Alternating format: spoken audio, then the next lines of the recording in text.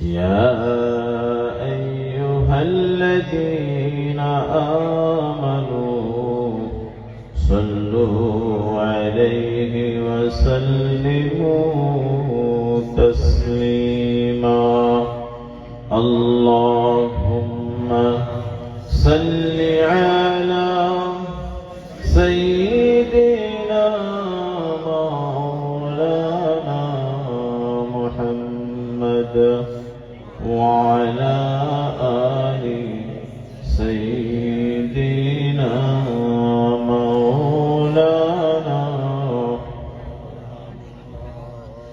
নিরশ ভূমি সরস হলো শুকনো গাছে ফুল ফুটিল শুকনা স্তনে দুধ জমিল নূর নবীজির উসিলায় আল্লাহুম্মা সাল্লি আলা مولانا محمد وعلى آل سيدنا مولانا পশু পঙ্খী সবাই বলে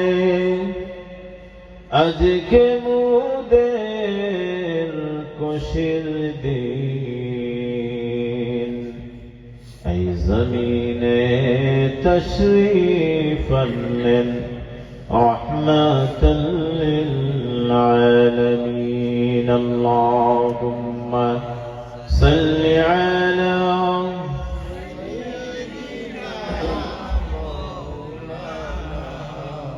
محمد وعلى آل سيدنا مولانا محمد بلغ العلا بكماله كشف الدجى بجماله حسنت جميع خصاله صلوا عليه يا رحمة للعالمين أدرك لسين العابدين محبوس أيدي الظالمين في مركب والمزدهم بلغ العلا بكماله كشف الدجى بجماله حسنت جميع خصاله صلوا عليه إن التيا ريح الصباح يوما إلى أرض الحرم بلغ سلامي روضة فيها النبي المحترم بلغ العلا بكماله كشف الدجى بجماله حسنت جميع خصاله صلوا عليه استغفر الله إن الله غفور رحيم استغفر الله الذي لا إله إلا هو الحي القيوم وأتوب إليه لا حول ولا قوة إلا بالله العلي العظيم لا إله إلا الله محمد رسول الله صلى الله عليه وسلم আজকে অত্র মাহফিলের আমার সামনে উপস্থিত অত্র এলাকা ধর্মপ্রাণ মুসলমান নৌজওয়ান ভাইরা আমাদের অত্যন্ত শ্রদ্ধেয় মুরব্বিয়ানে আইসাম এবং পর্দার অন্তরালের পর্দা নিশে অত্যন্ত শ্রদ্ধেয় মা ও বোনেরা, আল্লাহ রাব্বুল আলামিনের শুকরিয়া প্রথমে আমরা আদায় করতে চাই যে মহান রব্বুল আলামিন আমাদেরকে এত সুন্দর একটা মাহফিলে এসে বসে কোরআন হাদিস থেকে আলোচনা করার এবং শোনার যে তৌফিক দান করেছেন, সেই জন্য মহান রব্বুল আলামিনের দরবারে আমরা প্রথমেই শুকরিয়া আদায় করি। একবার কালিমাতুশ শুকর আদায় করুন, জোরে বলুন আলহামদুলিল্লাহ। তারই সাথে সাথে অসংখ্য অগণিত দুরূদ ও সালাম পেশ করছি মানবতার মুক্তির দূত, মানবতার মুক্তির দিশারি, সাইয়্যিদুল মুরসালিন, শাফিউল মুজনিবিন, খাতামুন নবিয়্যিন, রাহমাতাল লিল আলামিন, হুজুরে পাক সাল্লাল্লাহু আলাইহি সাল্লামের রওজায়ে আতহারের মধ্যে। সম্মানিত আমার প্রিয় সুধীবৃন্দ,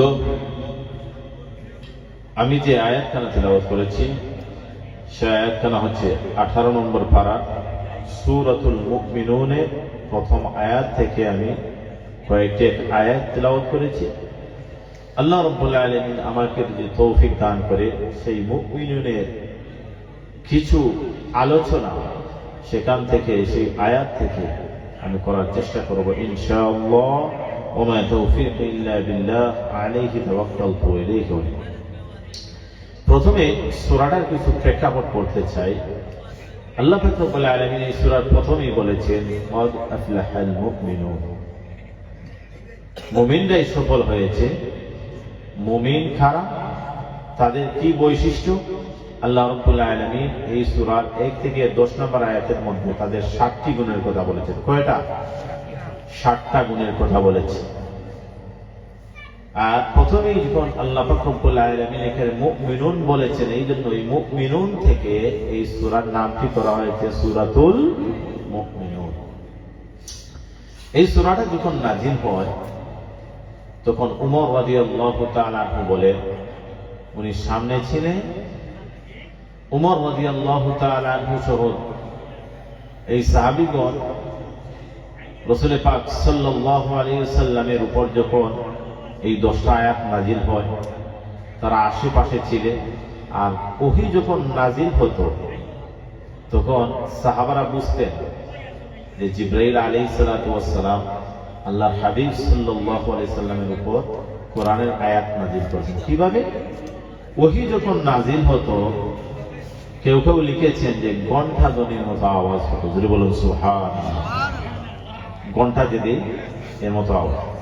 আবার কেউ বলেছেন কখনো কখনো মৌমাছির গুনগুন গুনগুন শব্দের মতো আওয়াজ হতো। যদি বলুন সুবহানাল্লাহ।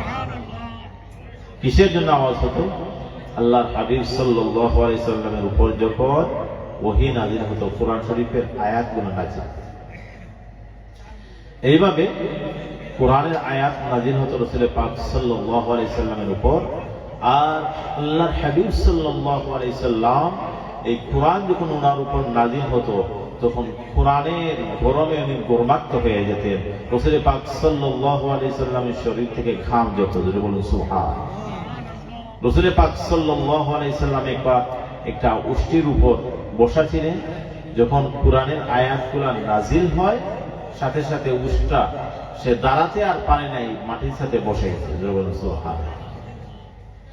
আম্মা জান আয়েশা সিদ্দিকা রাদিয়াল্লাহু তাআলা আনহা বলেন, রাসূল পাক সাল্লাল্লাহু আলাইহি সাল্লামের উপর যখন ওহী নাযিল হতো গরমে ঠান্ডার দিন, এই যে কনকনে শীতের মধ্যে কম্বলের নিচে থাকলেও আল্লাহ রাসূল সাল্লাল্লাহু আলাইহি সাল্লামের শরীর মোবারক থেকে ঘাম বের হতো। সুবহানাল্লাহ। তো উমর রাদিয়াল্লাহু তাআলা আনহু বলেন যে কি আয়াত নাযিল হয়ে একটু শুনি। উনি পাশে কিছুক্ষণ অপেক্ষা করলেন। আল্লাহর হাবিব সাল্লাল্লাহু আলাইহি ওয়াসাল্লাম যখন এই 10টা আয়াত নাযিল হলো, 10টা আয়াত নাযিল হওয়ার পরে আল্লাহ রাসূল সাল্লাল্লাহু আলাইহি সাল্লাম দোয়া করতে লাগলেন, রব্বুল আলামিন তোমার নিয়ামত আমাদেরকে বেশি করে দাও, কম দিও না। অন্যদের অধিকার আমাদের উপর দিও না, অন্যদের উপর আমাদের অধিকার, আমাদের কর্তৃত্ব তুমি প্রাধান্য দিও মাওলা। এইভাবে আল্লাহর হাবিব সাল্লাল্লাহু আলাইহি সাল্লাম দোয়া করলেন দীর্ঘক্ষণ ধরে। দোয়া করার পর বললেন, ও আমার সাহাবীরা রে, আমার উপর এখন এমন 10টা আয়াত নাযিল হয়েছে রে সাহাবারা, যদি তোমরা এই 10টা আয়াতের মানদণ্ডে 7টা গুণের কথা আল্লাহ রাব্বুল আলামিন বলেছেন, মুমিন বান্দা যদি সেই 10টা গুণ অর্থাৎ এই 7টা গুণ, এই 10টা আয়াতকে সে সারা জীবনের জন্য স্টাডি করে, এই 10টা আয়াতকে যদি সে সামনে রেখে তার জীবনকে পরিচালিত করে, আল্লাহ রাব্বুল আলামিন ওয়াদা দিয়েছেন সেই বান্দাকে জান্নাতুল ফিরদাউসের মেহমান বানিয়ে দিবেন। জোরে বলুন সুবহানাল্লাহ। জান্নাতুল ফিরদাউসের অধিবাসী হয়ে যাবে যদি এই 10টা আয়াতের মানদণ্ডে কেউ তার জীবনকে পরিচালনা করতে পারে। আল্লাহ রাব্বুল আলামিন আমাদেরকে তৌফিক দান করুন। জোরে বলুন আমিন। এই হলো আয়াতগুলো নাযিলের প্রেক্ষাপট। আমার আল্লাহ রাব্বুল আলামিন আয়াতের প্রথমেই বলেছেন, ক্বাদ আফলাহাল মুমিনুন, মুমিনরাই সফল হয়েছে। কোন মুমিনরা? যারা আল্লাহ এবং আল্লাহ রাসূলের উপর ঈমান এনেছে, যারা আল্লাহকে এক, আল্লাহ রাব্বুল আলামিনকে যারা তার রব হিসাবে মেনেছে, ইবাদত বندگির জন্য আল্লাহ রাব্বুল আলামিনকে মনোনীত করেছে। পৃথিবীর সব কিছুর মালিক আল্লাহ রাব্বুল আলামিন, হায়াতের মালিক আল্লাহ রাব্বুল আলামিন, আমার সমস্ত জিন্দেগির মালিক আল্লাহ রাব্বুল আলামিন, এই কথা বিশ্বাস করেছে। আর আল্লাহর হাবিব সাল্লাল্লাহু আলাইহি সাল্লামের দেখানো পথে অনুসরণ করে তার জীবনকে যারা পরিচালিত করার সিদ্ধান্ত নিয়েছে, আল্লাহ রাসূলের সুন্নতের আলোকে আহলে সুন্নাত ওয়াল জামাতের অনুসারী হয়ে যারা তারা জীবনকে পরিচালিত করবে, তারাই হলো মুমিন। জোরে বলুন সুবহানাল্লাহ। যারা আল্লাহ এবং আল্লাহ রাসূলের উপর ঈমান এনেছে, আনুগত্য করেছে, তারাই হলো মুমিন, তারাই হলো মুমিন। যারা কাফেরদের অসংখ্য অগণিত আঘাত সহ্য করেছে, কাফেররা তাদেরকে একদিকে তাদের ধন সম্পদ সবকিছু লুণ্ঠন করেছে, ব্যবসা বাণিজ্য বন্ধ করে দিয়েছে। যখন এই সূরাটা নাযিল হয় তখন মক্কার অবস্থা এমন ছিল, আল্লাহর হাবিব সাল্লাল্লাহু আলাইহি সাল্লাম যখন কালিমার দাওয়াত দিয়েছেন, ইসলামের দাওয়াত দিয়েছেন, একত্ববাদী খোদার অনুসরণ করার জন্য, ইবাদত বندگی করার জন্য যখন দাওয়াত দিয়েছেন, তখন কাফেররা ফুলে ফুসে উঠল। তারা চিন্তা করলো কিভাবে মুসলমানদেরকে নির্মূল করা যায়, নবীর অনুসারী সাহাবাদেরকে কিভাবে নির্মূল করা যায়। তাদেরকে তারা তাদের ব্যবসার সাথে যারা সম্পৃক্ত ছিল ব্যবসা থেকে বের করে দিয়েছে, তাদের ব্যবসা এক করে দিয়েছে, তাদের ব্যবসা লেনদেন যা কিছু আছে তারা বন্ধ করে দিয়েছে। অর্থাৎ কথা হলো, কাফেরদের কথা হলো, যদি আমাদের সাথে ব্যবসা করতে না দেয় তাহলে অবশ্যই আস্তে আস্তে তারা দুর্বল হবে, ঈমান থেকে সরে যাবে। জোরে বলুন নাউযুবিল্লাহ। তখন মক্কার অবস্থা এমন ছিল, কাফেরদের কাছে টাকা পয়সা কোনো কিছুর অভাব নাই, আর মুসলমানরা খুব কষ্টে দিন পাত করছে, দিনানি পাত করছে। এমন অবস্থায় এই সূরাটা নাযিল হলো। আল্লাহ রাব্বুল আলামিন সুসংবাদ দিলেন, যারা আল্লাহ এবং আল্লাহ রাসূলের উপর ঈমান এনেছে, আল্লাহকে রব হিসেবে মেনে নিয়েছে, রাসূলকে আল্লাহ রাসূল সাল্লাল্লাহু আলাইহি সাল্লামকে শেষ নবী হিসেবে মেনে নিয়েছে, তারাই সফল। আল্লাহ রাব্বুল আলামিন 2 নম্বর আয়াতের মধ্যে বললেন, যারা মুমিন তাদের একটা বৈশিষ্ট্য হলো আল্লাযীনা হুম ফী সালাতিহিম খাশিউন। যারা মুমিন, যারা আল্লাহর ওলি, যারা আল্লাহর মাহবুব বান্দা, তাদের একটা গুণ হলো তারা যখন নামাজ পড়বে, নামাজ পড়ার সময় তারা কখনো এদিক সেদিক তাকাবে না, এক মনে হয়ে তারা নামাজ আদায় করবে। সুবহানাল্লাহ। আল্লাহ রাব্বুল আলামিন প্রথমেই বলে দিলেন আল্লাযীনা হুম ফি সালাতিহিম খাশিউন, যারা মুমিন বান্দা, যারা আল্লাহর ওলি হতে চাইলে নামাজ পড়তে হবে মনোযোগ সহকারে। যদি তুমি এক মনে মনোযোগ সহকারে নামাজ পড়ো রে বান্দা, তাহলে তোমার কাছে 1 নম্বর গুণ অর্জন হবে। জোরে বলুন সুবহানাল্লাহ। 1 নম্বর গুণ কি হচ্ছে? তারা নামাজে বিনয় হয়, নামাজ মনোযোগ সহকারে হয়। সময় কম, আমি শর্ট করে বলছি। আল্লাহ রাব্বুল আলামিন দ্বিতীয় আয়াতে বলছেন, الذين هم في صلاتهم خاشعون والذين هم عن اللغو معرضون। মুমিনদের দ্বিতীয় বৈশিষ্ট্য হলো তারা অনর্থক কথাবার্তা এবং কাজ থেকে বিরত থাকবে। জোরে বলুন সুবহানাল্লাহ। যারা আল্লাহর ওলি, যারা আল্লাহর মাহবুব বান্দা, তাদের দ্বারা দেখবেন কখনো অনর্থক কাজ, অনর্থক কথাবার্তা তারা বলে না। জোরে বলুন ঠিক কিনা? আর যারা বাচাল, এরা অনর্থক কথাবার্তা বলতেই থাকে। 2 নম্বর গুণ কি পাইলাম? যারা আল্লাহর ওলি তারা অনর্থক কথাবার্তা এবং কাজ থেকে বিরত থাকে। কোনখানে যদি অনর্থক কথাবার্তা হয়, কাজ হয়, তারা সেটা পাশ কেটে চলে যায়। 3 নম্বর গুণ, ওয়াল্লাযীনা হুম লিয-যাকাতি ফাঈলুন। আল্লাহর ওলি যারা, আল্লাহর মুমিন বান্দা যারা, যাদেরকে মুমিন বলা হবে, তাদের আরেকটি বৈশিষ্ট্য হলো তারা তাদের সম্পদের যাকাত দিবে এবং তাদের পবিত্র অন্তরকে তারা পবিত্র করবে। জোরে বলুন সুবহানাল্লাহ। তাদের অন্তরের মধ্যে যদি কোনো গুনাহ থাকে, তাদের আমলকে তারা সংশোধন করবে।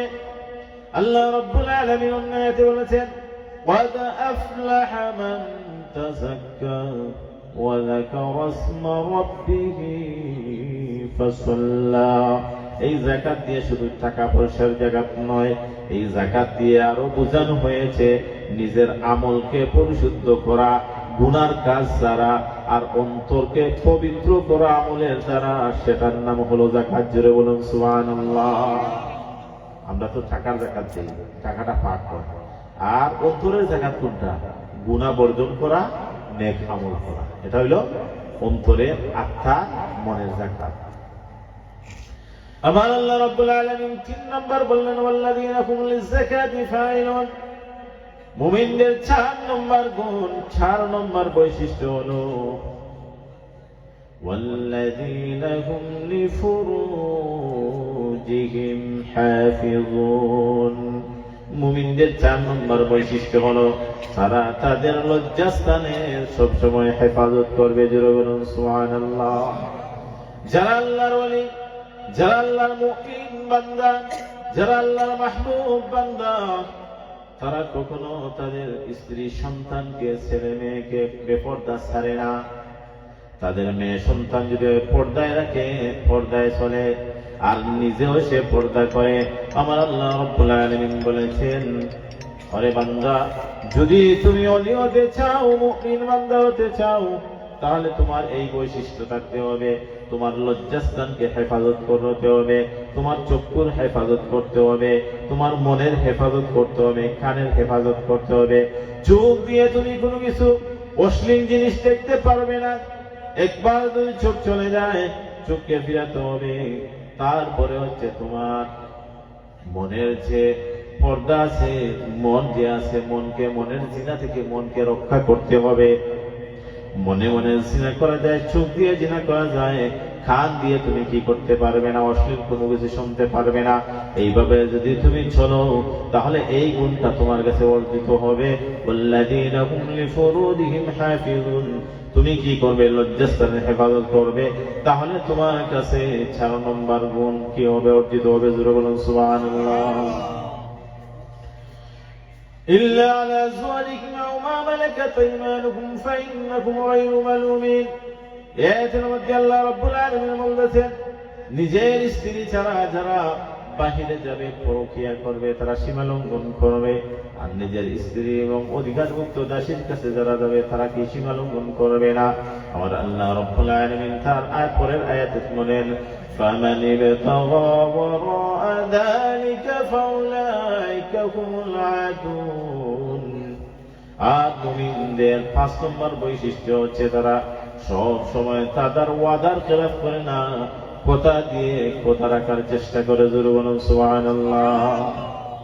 ফামান ইত্তাকা ওয়ারাআ যালিকা ফাউলাইকা হুমুল আদুন। তারা কখনো ওয়াদার বরখেলাফ করে না, ওয়াদা দিয়ে ওয়াদা সবসময় কি করে? রক্ষা করে। আমার আল্লাহ রাব্বুল আলামিন এইভাবে মুমিনদের বৈশিষ্ট্য তার পাক কালামের মধ্যে কি করেছেন? তার পাক কালামের মধ্যে আল্লাহ রাব্বুল আলামিন বর্ণনা করেছেন। আমার আল্লাহ রাব্বুল আলামিন বলেন, ওয়াল্লাযীনা হুম লিআমানাতিহিম ওয়া আহদিহিম রাউন। মুমিনদের 5 নম্বর বৈশিষ্ট্য হলো তারা কি করবে? আমানতের খেয়ানত করবে না, আমানত রক্ষা করবে। ওয়াল্লাযীনা হুম লিআমানাতিহিম ওয়া আহদিহিম মানে ওয়াদা দিলে ওয়াদা রক্ষা করবে। 6 নম্বর হলো তারা ওয়াদার কোনো খেলাফ করে না। 5 নম্বরটা কি পাইলাম? আমানতের খেয়ানত করে না, রক্ষা করে। 6 নম্বর হলো তারা কথা দিলে কথা রাখে। ওয়াল্লাযীনা হুম লিআমানাতিহিম ওয়া আহদিহিম রাউন। আল্লাহ রাব্বুল আলামিন 7 নম্বর গুণের কথা এখন বললেন।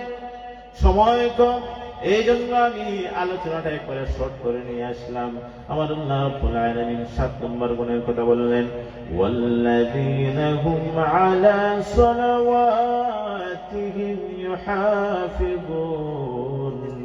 মুমিনদের 7 নম্বর বৈশিষ্ট্য হলো তারা কখনো নামাজকে দেরি করে না, নামাজকে সময় মতো পড়ে।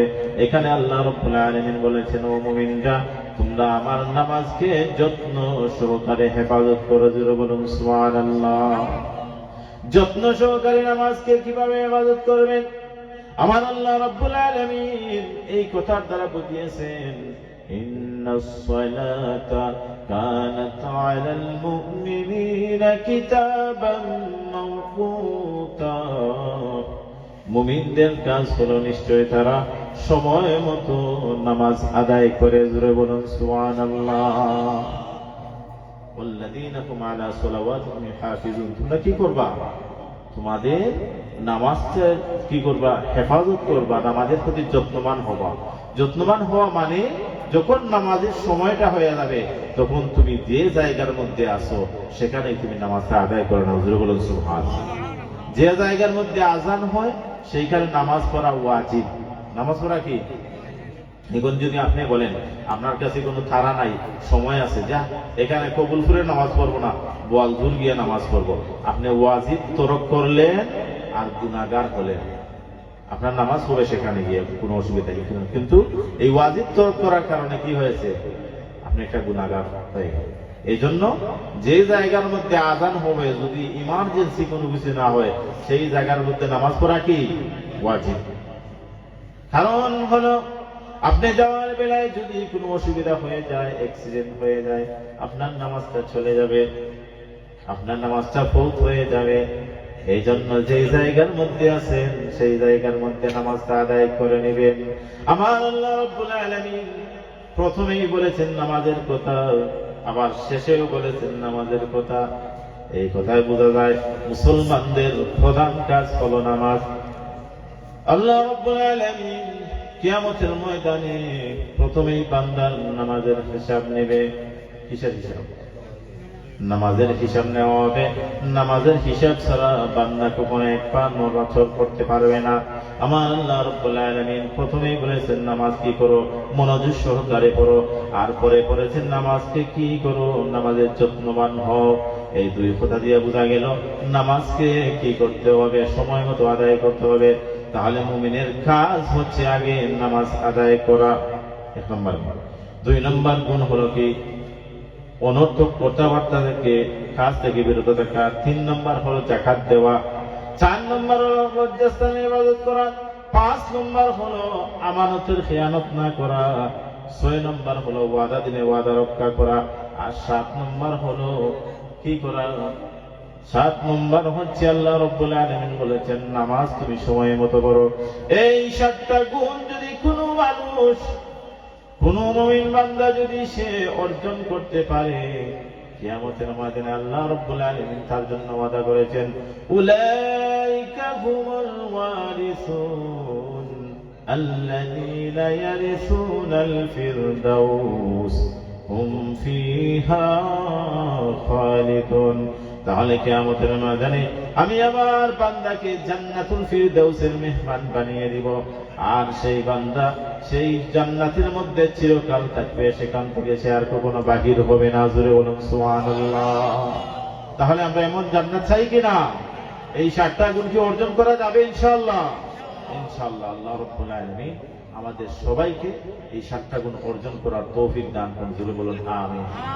এই বলে আমার সংক্ষিপ্ত আলোচনা এখানে শেষ করলাম। ওয়া আখিরু দাওয়ানা আলহামদুলিল্লাহি রাব্বিল আলামিন। সাল্লাল্লাহু আলা সাইয়্যিদিনা ওয়া মাওলানা মুহাম্মদ ওয়া আলা আলিহি ওয়া আসহাবিহি ওয়াসাল্লাম। সাল্লাল্লাহু আলা সাইয়্যিদিনা ওয়া মাওলানা মুহাম্মদ وعلى آله وأصحابه وسلم. أستغفر الله إن الله غفور رحيم. أستغفر الله الذي لا إله إلا هو الحي القيوم وأتوب إليه. لا حول ولا قوة إلا بالله العلي العظيم. لا إله إلا الله محمد رسول الله. اللهم آمين. الحمد لله الذي هدانا لهذا وما كنا لنهتدي لولا أن هدانا الله. لقد جاءت رسل ربنا بالحق. ربنا ظلمنا أنفسنا وإن لم تغفر لنا وترحمنا لنكونن من الخاسرين. ربنا اغفر لنا ولإخواننا الذين سبقونا بالإيمان ولا تجعل في قلوبنا غلا للذين آمنوا ربنا إنك رؤوف رحيم. اللهم بارك لنا في رجب وشعبان وبلغنا رمضان. رب ارحمهما كما ربياني صغيرا. رب العالمين يا أكرم الأكرمين يا أرحم الراحمين. তোমার রহমতের মাস শাবান মাস, সামনে আমাদের রমজান মাস, তোমার মাগফিরাতের মাস, রহমতের মাস, দুজক থেকে নাজাতের মাস। আল্লাহ এমন সময় তোমার মায়ার বান্দাদের নিয়ে তোমার শাহী দরবারে হাত উঠাইলাম ইয়া আল্লাহ। রব্বুল আলামিন আজকের এই মাহফিলকে আল্লাহ তোমার ওয়াস্তে তুমি কবুল আর মঞ্জুর ফরমাও। এই মাহফিলের সবটুকু যিনি আয়োজন করেছেন, ওনার মা বাবা, দাদা দাদি, নানা নানি, বংশধরের যে যেখানে সাহিত্য আছেন আল্লাহ তামাম মুর্দিগানদের কবরের মধ্যে নিয়ে পৌঁছাইয়া দাও। রব্বুল আলামিন এই মাহফিলের সব এই কবুলপুর গ্রাম সহ আশপাশ যত নয়া পুরাতন মুর্দিগান মাটির নিচে চলে গেছেন তামামের কবরের মধ্যে নিয়ে পৌঁছাইয়া দাও। রব্বুল আলামিন আল্লাহ তোমার বান্দা যে উদ্দেশ্য নিয়ে এই মাহফিলকে আয়োজন করেছেন, উদ্দেশ্যকে কবুল আর মঞ্জুর করো। এর উসিলায় তোমার বান্দার দিন দুনিয়াকে তুমি উজালা করে দাও, আখিরাতকে আল্লাহ তুমি প্রশস্ত করে দাও। আল্লাহ কিয়ামতের ময়দানে এই মাহফিলকে তোমার বান্দার নাজাতের উসিলা বানাইয়া দিও। রব্বুল আলামিন আল্লাহ শাবান মাসের যত নিয়ামত বরকত তামাম তুমি আমাদেরকে দান করে দাও। রমজান পর্যন্ত আমরার হায়াতকে পৌঁছাইয়া দাও। আল্লাহুম্মা বারিক লানা ফি রজব ওয়া শাবান ওয়া বাল্লিগনা রমাদান। রব্বুল আলামিন এই মাহফিলের মধ্যে অনেক রোগাক্রান্ত আল্লাহ, অনেক অসুস্থ মানুষ আছেন, তাদেরকে সুস্থতা দান করে দাও। আল্লাহ অনেক বান্দা বান্দি বাড়ির মধ্যে, ক্লিনিকের মধ্যে, প্রবাসের মধ্যে অসুস্থ অবস্থায় আছে। আল্লাহ তামাম রোগীদেরকে তোমার কুদরতি দাওয়াই দিয়ে সুস্থতা দান করে দাও। রব্বুল আলামিন আল্লাহ এই মাহফিলের মধ্যে যিনি টাকা দিয়া, পয়সা দিয়া, শ্রম দিয়া আল্লাহ সাহায্য সহযোগিতা করেছেন কিয়ামতের ময়দানে এই টাকাগুলোকে সাহায্য সহযোগিতাকে তাদের নাজাতের উসিলা বানাইয়া দিও মাহবুব রব্বুল আলামিন। আল্লাহ এই মুহূর্তে আমাদের নাম দরিদ্র অসংখ্য দুরূদ আর সালাম সোনার মদিনার মধ্যে নিয়ে পৌঁছাইয়া দাও। হুজুরে আকরাম সাল্লাল্লাহু আলাইহি সাল্লামের রূহ মুবারক আমাদের উপরে রাজি আর খুশি করে দাও। আল্লাহ আল্লামা ফুলতুলি সাহেব তুমি রহমাতুল্লাহি আলাইহি দরজাতে বুলন্দ ফরমাও। শাহজালাল মুজাররদি আমিন রহমাতুল্লাহি আলাইহি 360 আউলিয়ার রূহে পাকের মধ্যে নিয়ে পৌঁছাইয়া দাও রব্বুল আলামিন। আল্লাহ আমাদেরকে মরণের আগে আগে মরণের সামানা জোগাড় করার তৌফিক দান করে দিও। মরণের পরে একদল মানুষ বাকি রেখিও নেকি দিয়াত করনেওয়ালা রব্বুল আলামিন। যখন তোমার বংশ হয়ে যাবে, আমাদের হায়াতের দৌড় শেষ হয়ে যাবে, তখন আমাদের আল্লাহ মুখে দিয়ে কালিমা পড়ার আগে তোমার হাবিব সাল্লাল্লাহু আলাইহি সাল্লামের চেহারা মুবারক দেখাইয়া জবানে দিয়ে জারি করে দিয়ে কলিমায়ে তাইয়্যিবা লা ইলাহা ইল্লাল্লাহু মুহাম্মাদুর রাসূলুল্লাহ আমিন বিরহমাতিহি সাল্লাল্লাহু